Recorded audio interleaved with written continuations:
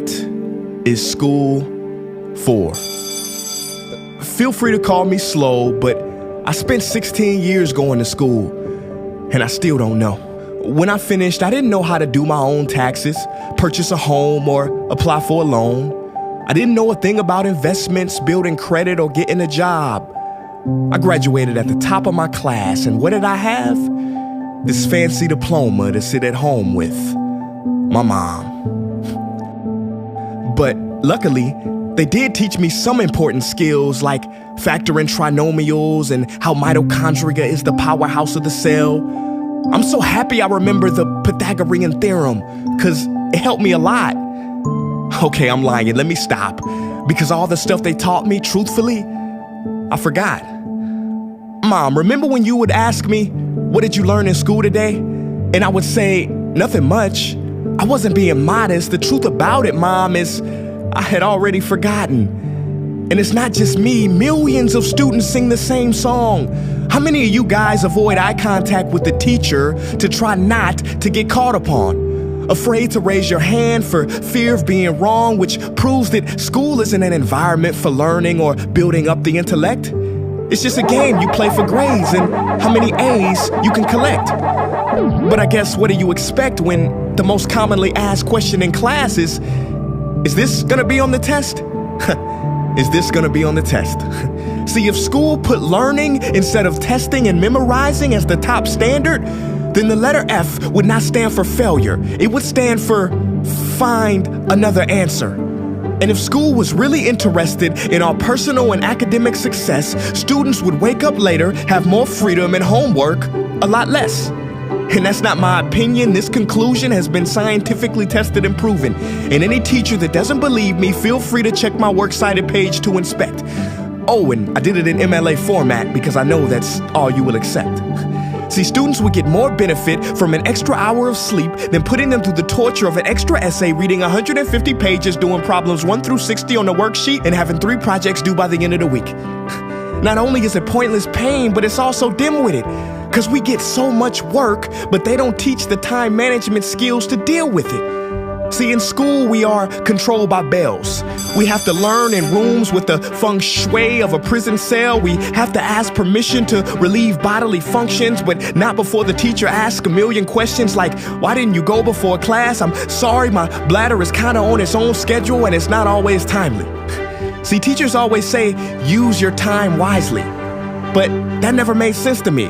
Because these 6 cruel hours of our lives we call school might literally be the worst use of time management ever in history.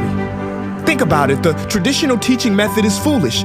No, it's useless, multiplied by the square root of stupid. What they do is they cram information in your head, force feeding you, and then you throw it up on the test. That's not education, that's bulimia.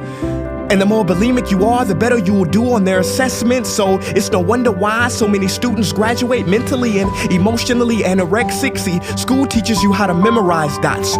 True education should teach you how to connect them. True education teaches you how to catch a fish. School teaches you, yeah, you caught the fish, but you didn't show your work, so it doesn't count. Throw it back. I'm just asking, what is school for?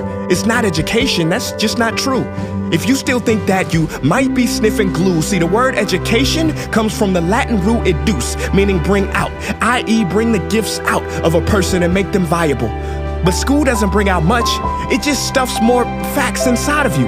Now some of that stuff is justifiable. We need reading, writing, and some arithmetic, that's fair. But are you telling me metamorphic and igneous rocks are more important than self-care? If suicide is the 3rd leading cause of death of ages 10 to 24, and Harvard studies suggest the biggest predictor for success is self-control and emotional health, then why the heck aren't we taught how to handle stress, bullies, or rejection? How about anxiety or depression? You know, skills we need for our entire lives. Bro, I don't even know how to cook. I'm honestly surprised I'm still alive. But hey, at least I can name all the battles that happened in the Civil War. Seriously, what is school for? Some say you need it to be successful, and that's something we do not doubt. But do you own a MacBook or iPhone? Did you know they both were created by a dropout? Are you watching this video on Facebook or YouTube? Doesn't matter which you choose. They both were created by dropouts. Ever use Snapchat, WhatsApp, shopped at Whole Foods? Well, thank a dropout. Does your home furniture come from IKEA? Okay, don't get the wrong idea. He was not a dropout. Don't be a fool. I mean, how could he drop out? Ingvar Kamprad, founder of IKEA, never even went to school. I know what you're thinking. He's just picking and choosing. There's millions who didn't go to school that aren't successful. Who is he fooling? And you're right. But open your history books and start perusing. You'll find the very people we idolize in school never really had formal and/or secondary schooling.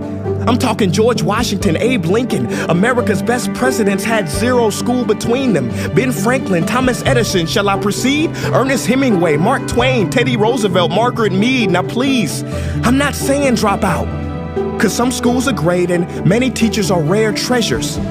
I'm saying that there's a difference between people who are smart and people who score better. I'm saying that your future is something that no test will ever measure, even if that test begins in 3 letters like SAT, ACT. It's BS if they say those determine your LIFE. No, your destiny is in your hands. You must shape it to be great. So don't expect school to open doors, because it's more likely to slam them in your face.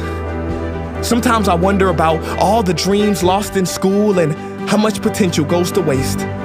If it wasn't for music and YouTube, then I would have been just another lost case. Everybody watching this, please, close your eyes. Imagine a child sitting in the back of some teacher's class in some town. He never raises his hand, he fails most of his classes, but inside of him, there is a passion. And if nurtured and brought out, will lead him to discover the cure for cancer. But you see, I'm afraid that that child's gift will never come out. He will never win the Nobel Prize award because in class he was ignored and his worth was judged only by his scores. So teachers, principals, parents, advisors, and students, I ask one more time, what is school for?